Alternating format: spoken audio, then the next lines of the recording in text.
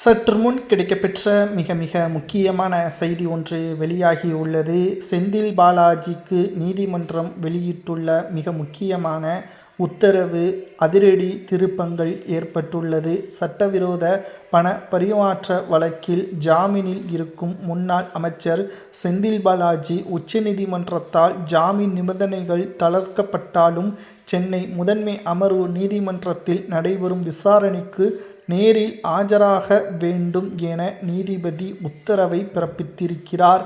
இதில் அவர் ஏதேனும் பித்தலாட்டங்களோ அல்லது வேறு ஏதேனும் திட்டங்களோ செய்தால் உடனடியாக அவரது ஜாமீன் ரத்து செய்யப்படும். இதனால் கோவை மண்டல பொறுப்பாளராக இருக்கக்கூடிய செந்தில் பாலாஜி அவர்கள் மாற்றப்பட வேண்டும் என்று திமுகவினர்கள் அழுத்தம் கொடுத்து வருகிறார்கள்.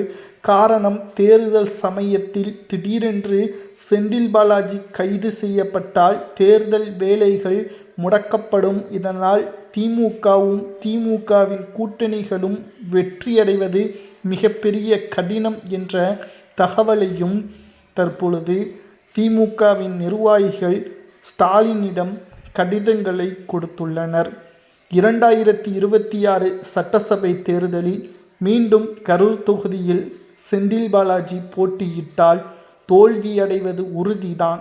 கரூரில் நடைபெற்ற விஜய் கூட்டத்தில் நடைபெற்ற துயரம் செந்தில் பாலாஜி தான் முழு பொறுப்பு என்பதும் பலரால் பேசப்படுகிறது. ஆனால் அதற்கான ஆதாரங்கள் இல்லை. ஆனால் தற்பொழுது செந்தில் பாலாஜி சட்டவிரோத பண பரிவர்த்தனை வழக்கில் அவர் குற்றவாளியா நிரபராதியா என்று தெரியாமல் நீதிமன்றத்தில் வழக்கு நடைபெற்று கொண்டிருக்கக்கூடிய நிலையில் நீதிமன்ற விசாரணையில் பொழுது செந்தில் பாலாஜி கண்டிப்பாக ஆஜராக வேண்டும். ஒரு வழக்கில் சம்பந்தப்பட்டு நீதிமன்றத்திற்கும் காவல் நிலையத்திற்கும் செல்லக்கூடிய செந்தில் பாலாஜி தேர்தலில் போட்டியிடுவது சரியா என்பதுதான் எதிர்க்கட்சியினர்கள் கேட்கக்கூடிய மிக முக்கியமான கேள்வியாக அமைந்துள்ளது. செந்தில் பாலாஜி அவர்கள் 2026 சட்டசபை தேர்தலுக்கு முன்பாகவே அமலாக்கத்துறை அதிகாரிகளால் மீண்டும் கைது செய்யப்பட்டாலும் ஆச்சரியப்படுவதற்கில்லை என்ற தகவலும் தற்பொழுது கிடைக்கப்பெற்றுள்ளது. 2026 சட்டசபை தேர்தலில் திமுக மிக பெரிய அளவில் தோல்வியை தழுவதற்கு செந்தில் பாலாஜியும் மிக முக்கியமான காரணமாக அமைவார் என்ற தகவல் தற்பொழுது கிடைக்கப்பெற்றுள்ளது. தமிழக மக்களாகிய உங்களது கருத்துக்களை கூறுங்கள்.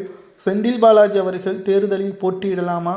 நீதிமன்றம் இவருக்கு தண்டனை வழங்க வேண்டும் என்றால் என்ன தண்டனை வழங்கலாம்?